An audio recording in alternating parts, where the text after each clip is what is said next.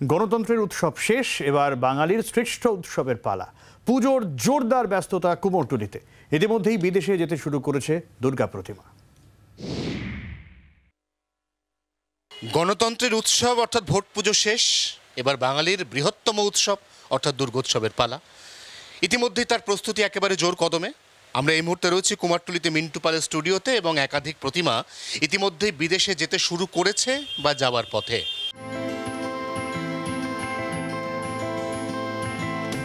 টানা টানা চোখ, মায়া ভরা মুখ, সুন্দর শাড়ি আর মানানসই গয়না, সেজে উঠছেন মা। আর এই সব প্রতিমাই ফাইবারের, পাড়ি দেবে বিদেশে। বাঙালির দুর্গাপুজো ইউনেস্কো হেরিটেজ তকমা পাওয়ার পর থেকেই বিদেশে বসবাসকারী প্রবাসী বাঙালি পুজোর সংখ্যা বেড়ে দ্বিগুণ হয়েছে। কুমারটুলি থেকে এবার 162টি প্রতিমা বিদেশে যাচ্ছে। এর মধ্যে সবথেকে বেশি সংখ্যক প্রতিমার বরাত পেয়েছেন কুমারটুলি মৃৎশিল্পী সমন্বয় সমিতির সম্পাদক মিন্টু পাল। তিনি এবার একাই বিদেশে পাঠাবেন 21টি ফাইবারের প্রতিমা। অলরেডি আমার এখান থেকে 4টে দুর্গা প্রতিমা ও 2টো কালী প্রতিমা বিদেশে পাড়ি দিয়েছে। কানাডায় গেছে দুটো ইউএসএ গেছে, আরও তৈরি হচ্ছে, জার্মানিতে যাবে, স্পেনে যাবে, এটাও যাবে ইউএসএ, আর একটা ওদিকে আছে জার্মানিতে যাবে। এছাড়াও আরও 10টা দুর্গা এই জুন মাসের মধ্যে আমাকে ডেলিভারি দিতে হবে।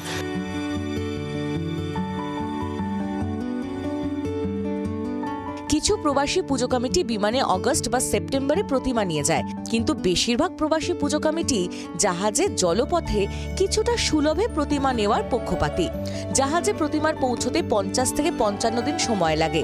এরপর বন্দর থেকে সেই কন্টেনার কার্গো ইমিগ্রেশন থেকে ক্লিয়ার করাতে হয়।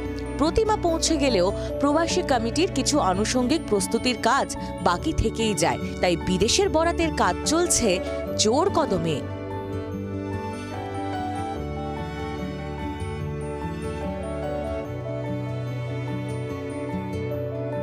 ভোটের জন্য কাজে কিছুটা বাধা এসছে, কারণ এই স্টুডিওতে যারা কাজ করেন তাদের অনেকেই ভিন জেলার।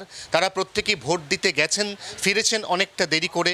কুমারটুলিতে এখন ব্যস্ততার চোটে কার্যত ঘুম উড়ে গিয়েছে শিল্পীদের।